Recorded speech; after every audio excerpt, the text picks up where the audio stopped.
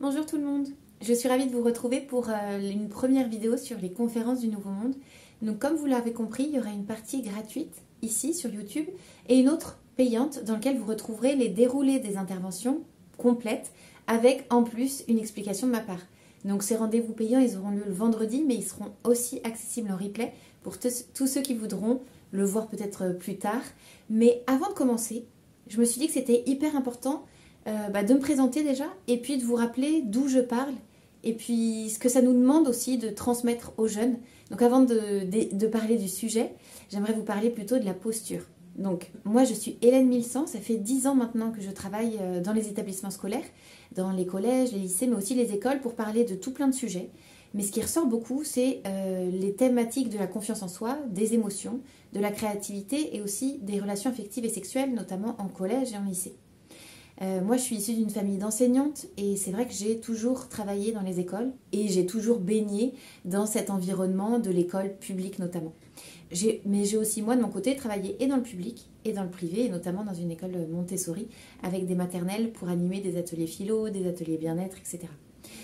Ce que je vais vous partager, ça n'a pas vocation à s'appliquer en tout temps, de manière générale, etc.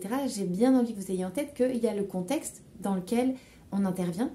Moi, en l'occurrence, ça a beaucoup été l'école publique, l'école laïque, l'école aussi avec le matériel et tout ce qui va avec. Qu'on soit enseignant, parent, animateur, on n'a pas la même posture, il n'y a pas le même contexte. Donc c'est une chose importante que je voulais que vous ayez en tête quand on va aborder ces thématiques. Une fois qu'on a bien compris ça, que j'ai pas la réponse à tout, que je suis pas là pour donner la bonne parole et que je suis juste là pour inspirer, vous donner l'élan d'œuvrer à votre niveau, je vais pouvoir rentrer un petit peu plus dans les détails de ce que j'appelle l'importance de la posture. On parle de notre expérience, d'où on vient, vous voyez? Donc on arrive avec ce qu'on est. Et c'est pour ça, souvent, qu'avant de parler d'un sujet, moi je demande aux enseignants et aux personnes qui gravitent autour de l'enseignement et des enfants, en fait, je leur demande, vous, en fait, comment vous vivez ces thématiques-là d'abord dans vos vies. Et c'est du coup un renversement de posture en disant, je ne suis pas le sachant qui va transmettre, je suis comme eux un élève de la vie qui va essayer de voir c'est quoi ma relation à ces thématiques-là. Donc c'est une première interrogation qui nous dévie un petit peu de ce qu'on est en train de dire, c'est-à-dire transmettre aux jeunes. On est plutôt en train là de se demander quelle est ma relation, moi, à ces thématiques. Une fois qu'on a répondu, et encore une fois, il n'y a pas besoin de maîtriser absolument les émotions, d'être hyper calme, serein dans sa vie, de jamais avoir de colère pour pouvoir l'enseigner. On est bien d'accord. Il suffit simplement d'être au clair, de savoir moi où est-ce que je me situe par rapport à tout ça. Une autre chose par rapport à la posture. Souvent quand j'interviens dans les collèges et lycées, je leur demande aux jeunes qu'est-ce qu'il vous faudrait pour une école idéale. Et moi, souvent ils me disent, vous voyez madame, il faudrait plus d'échanges comme ça, plus d'interventions où on puisse parler pour de vrai, qu'on puisse essayer de sortir un petit peu du scolaire et qu'on puisse poser des questions sur la vie en vrai, la vie réelle. Et souvent, ils me donnent des exemples du fait qu'il y a des enseignants qui sont sur des estrades, il y a des enseignants qui restent un peu à distance, et je le comprends, c'est important d'avoir le cadre. Mais vous voyez, il y a aussi quelle posture on met en avant. On a un système en France qui est très hiérarchique. Et hiérarchique dans le sens où il y a les enseignants qui savent et il y a les élèves. Je ne suis pas là pour dire qu'il faut tout renverser, je dis juste qu'une posture qui est plus horizontale, qui va plus en lien avec les élèves, qui va en tout cas les rejoindre, tout en gardant un cadre important, j'y reviendrai, le cadre est super important, mais dans cette posture-là, ça nous permet à nous de rentrer plus en lien. Ce que je veux dire, parce que là ça paraît simple, ce que je veux dire, parce que j'ai déjà assisté à ça, quand on arrive devant des lycéens, des collégiens, et on parle de sujets comme de la discrimination, on peut très bien entendre des jeunes qui vont nous dire je suis désolée madame, mais je pense qu'il faudrait faire un génocide. Ça m'est déjà arrivé de discuter avec eux comme ça. Et je me souviens d'un professeur qui était là et qui avait vraiment pas supporté qu'un élève puisse émettre une proposition comme ça, qui s'était énervé. Dans mon principe, encore une fois, je dis pas que c'est le bon, je dis juste que ma posture, moi, c'était je peux tout entendre. Par contre, on va argumenter et on va échanger. La seule fois où ça m'a posé problème, c'est quand un enfant a tourné le dos et n'a pas voulu discuter. C'était pour des questions vraiment, je pense, difficiles pour lui à entendre. Et vous voyez, c'est quand l'échange ne fonctionne plus que là, il y a un problème. Par contre, on peut tous dire. On peut dire je suis raciste, on peut dire par contre on va discuter et on va voir ce qu'ils entendent par raciste, ce qu'ils entendent par génocide Et du coup, on va pouvoir échanger et peut-être essayer d'apprendre ensemble. Moi d'eux et eux de moi. Parce une des choses que j'ai remarqué depuis que je fais ce métier, enfin ce métier que j'ai inventé, donc il y a plein de manières de le faire, hein, mais c'est qu'en fait, je suis autant élève qu'eux. Je peux pas arriver en disant c'est comme ça qu'on fait, vous voyez bien. Je peux pas. Souvent, je leur dis, j'ai déjà eu 15 ans, mais j'ai jamais eu 15 ans en 2020. J'ai jamais traversé ce que vous venez de traverser. Donc en fait, j'arrive avec humilité, en vous disant que j'ai pas la réponse à toutes vos questions. Par contre, je suis là pour vous écouter et vous donner mon point de vue, de moi qui ai traversé cet âge-là, mais avec d'autres outils, mais avec ma perception à moi. Et c'est là qu'on peut parler. Vous voyez, il y a toujours cette posture de, on peut plus dire, je comprends parce que je suis passée par là, c'est pas vrai. Même mon frère, ma sœur qui ont eu les mêmes tranches de vie, on a tous un angle de vue, une perception différente. Donc c'est une deuxième chose sur la posture que je voulais dire.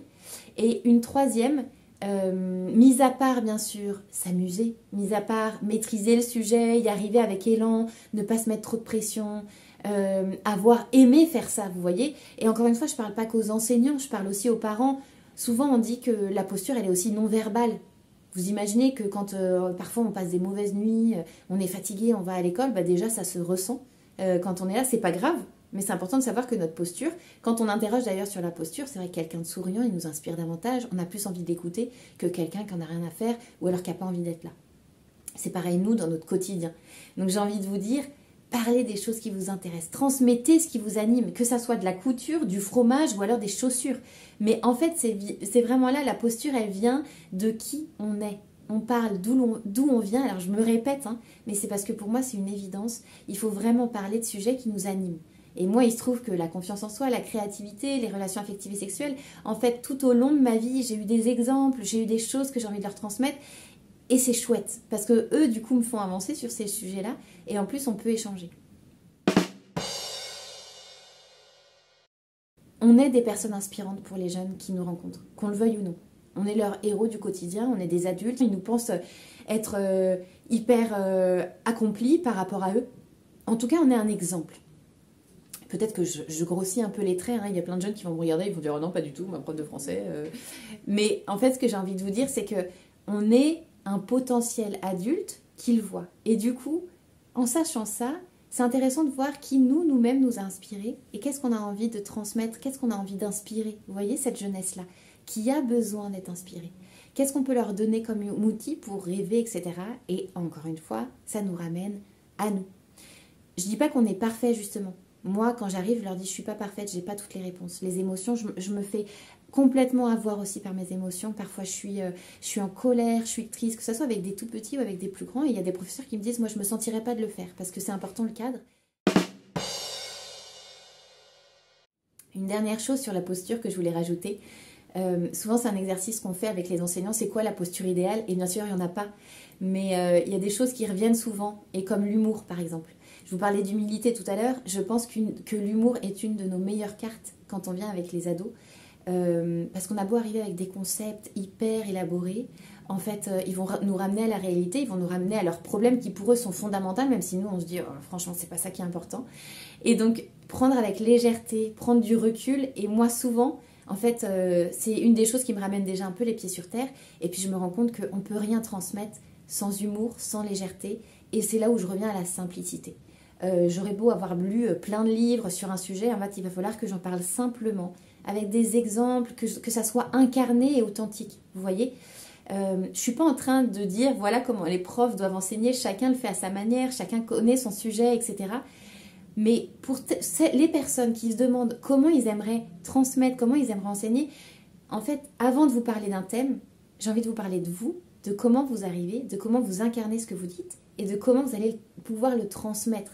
Vous voyez? Donc pour moi, c'était une introduction, les prémices de tout ce qui va suivre après dans ces conférences du Nouveau Monde. Vous verrez que moi, donc, quand je vais faire la tournée et que je vais essayer de vous rencontrer, l'idée c'est qu'on s'amuse, qu'on rigole, qu'on puisse échanger entre moi. Ce que je dis souvent aux jeunes, ils me disent « Mais madame, pourquoi vous faites ce métier? Qu'est-ce qu'on vous apporte, nous ?» Et bien souvent, je leur dis « Vous m'apportez énormément, vous m'aidez à changer mon regard, à grandir. Votre perception, elle n'est pas la même que la mienne. » Donc j'arrive en disant « Ça se trouve, je n'ai pas la réponse à vos questions, mais vous allez m'aider, on va trouver ensemble. » Et c'est pareil ensemble, on est en train de co-créer ce nouveau monde. Donc je ne suis pas là moi pour vous dire « C'est comme ça qu'il faut faire. » Je suis en train de dire « Posez-vous juste simplement des questions importantes pour pouvoir faire au mieux ce que vous avez envie de faire. Souvent,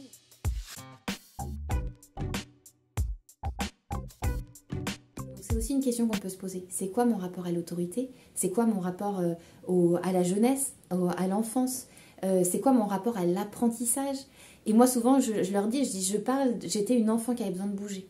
Alors, pas autant que mon frère, par exemple, mais plus qu'une autre. Et donc, ce que je le transmets avec du dynamisme et je le transmets avec le corps aussi. Et donc, c'est important aussi de revenir à vous. Je le dis toujours aux personnes que je forme aussi à l'école du Nouveau Monde, c'est vraiment, en fait, moi, je vous donne mes outils, mais vraiment, intégrez-les avec qui vous êtes. Je veux dire, moi, j'ai dit qu'il fallait parler de la joie, par exemple, d'une certaine manière, mais faites-le avec ce que vous êtes, avec ce que vous aimez. Si tu adores la peinture, fais-le avec de la peinture. Si toi, tu chantes, si toi, tu es hyper calme et tu as besoin d'une musique et d'être dans ton cocon, vas-y, fais-le. Encore une fois, je pense qu'on a trop décentré sur le fond, l'apprentissage, le programme scolaire, et on a oublié la forme, qui importe en fait. Si la forme, elle compte, il n'y a pas que le contenu, il n'y a pas que le fond, il y a vraiment tout ce qu'on est qui va induire après l'apprentissage. Donc, première chose, petit échange là, avant ce qui va suivre, avant ces conférences, qui vous êtes? Qu'est-ce que vous avez envie de transmettre? Que ça soit aux jeunes, que ça soit aux adultes, peu importe. Et comment vous avez envie de le faire? Donc ça veut juste dire, au lieu de tourner l'œil vers l'extérieur, dans un premier temps, il faut le tourner vers l'intérieur. Qui vous étiez comme élève? Quels outils vous aviez besoin? Qu'est-ce qui vous a aidé dans votre apprentissage? Et qu'est-ce que vous pouvez échanger, parler, transmettre pendant des heures sans même vous rendre compte que le temps passe? J'ai envie de vous dire, ne transmettez pas, n'allez pas apprendre l'anglais à un enfant si en fait c'est quelque chose, ça ne vous anime pas. Vous voyez, ça doit vous mettre en joie. Moi, je me suis rendu compte, par exemple, que peu importe le sujet que je transmettais, j'arrivais toujours à revenir à un fil et ce que j'aimais le plus, c'était d'être au contact des jeunes. Et qu'il y avait des sujets phares qui m'animaient, mais en fait, ce que j'aimais le plus, c'était d'échanger. Et souvent, je le ramenais. Par exemple, on va parler du développement durable. Alors, j'ai rien contre l'écologie, hein, mais c'est pas quelque chose qui me passionne. Mais en fait, je le ramenais par comment on va pouvoir réinventer demain. Et là, bam, je retrouvais quelque chose qui m'intéressait, vous voyez. Et eux aussi, du coup. Parce que si je déroule le contenu de façon hyper théorique, ils vont pas me retrouver, puisqu'en fait, je suis pas animée. Vous voyez? Donc, il y a le contenu qui importe, mais il y a ce que vous en faites, il y a comment vous êtes et comment vous le transmettez. Pour pouvoir transmettre un sujet et le faire de façon sécure avec des jeunes, il faut que le cadre soit posé. Vous voyez, c'est comme le puissance 4. Il y a des règles. On ne peut pas avoir 3 couleurs au puissance 4 ou alors je vais réinventer un jeu. Dans une classe, il va falloir qu'on puisse s'écouter, il va falloir qu'on puisse répondre à des questions de façon respectueuse. Et tout ça, moi, je le pose parce que sinon, on ne s'entend pas et sinon, c'est plus possible d'échanger sur ces sujets qui sont souvent intimes et qui touchent personnellement et l'adulte et les enfants. Bien sûr, en tant que parent, en tant qu'enseignant, on n'aura pas le même rapport au cadre, le même rapport à l'autorité, etc. Je pense simplement qu'il ne faut pas oublier qu'on n'est pas des super-héros, justement. Et les enfants ne sont pas des anges. Et du coup, il est important que nous, on leur rappelle quelles sont les limites. Parce qu'ils viendront les chercher, les limites. Et c'est à nous, adultes, responsables, de leur rappeler. Et du coup, c'est pour ça qu'en première partie, je vous disais, quel était votre rapport à l'autorité? Parce que si vous aviez du mal, si vous aviez du mal avec ça, et moi, la première, moi j'ai toujours eu du mal, je levais le doigt pour contester, pour dire que j'étais pas d'accord. Du coup, c'est pour ça que je me permets de pouvoir écouter ceux qui me disent « Madame, je suis pas d'accord ». Par contre, alors peut-être que ça vient de ma famille, mais on a toujours une autorité naturelle avec des groupes d'enfants. Quand je parle, on m'écoute. Quand quelqu'un parle, on l'écoute. Et on ne dit certainement pas une chose vexante, culpabilisante, jugeante sur quelqu'un d'autre. À partir de là où le cadre est posé, on va pouvoir échanger. Vous voyez? Moi, je le fais à ma manière. D'autres vont le faire à leur manière. Encore une fois, trouvez-vous un contexte confortable pour vous. Je ne suis pas en train de dire qu'on doit tous faire la même chose, qu'on doit tous transmettre à des jeunes qui sont 150 dans un amphithéâtre. Ce que je suis en train d'essayer de vous dire, c'est qu'on doit transmettre à partir de qui on est, avec passion du coup, avec intérêt, mais aussi avec un cadre, pour que ça soit entendu. Voilà. C'était une première vidéo pour un peu introduire ces conférences du Nouveau Monde, pour me présenter, pour vous dire un petit peu quel était mon parcours et ce que j'entends par transmettre. N'hésitez pas à m'envoyer vos questions, je vais me faire le plaisir d'y répondre au fur et à mesure des vidéos. Et je vous dis à très vite. Ciao! Vous l'avez compris, ces conférences du Nouveau Monde sont l'occasion pour moi de vous partager mon expérience et mes outils.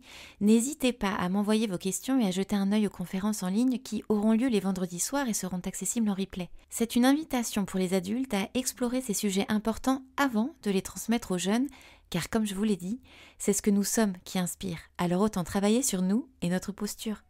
Et pour toutes celles et ceux qui veulent aller plus loin, j'ai créé une formation pour tous les enseignants du Nouveau Monde qui se reconnaîtront, dans laquelle je vous transmets mes outils en lien avec le podcast des leçons du Nouveau Monde accessibles gratuitement en ligne pour que vous puissiez vous-même animer vos ateliers en toute sérénité. Et pour finir, si vous vous demandez ce que serait pour moi l'école du Nouveau Monde et ce qui pourrait bien nous attendre demain, je vous invite à lire mon roman Les Liens du Temps que j'ai sorti il y a 2 ans.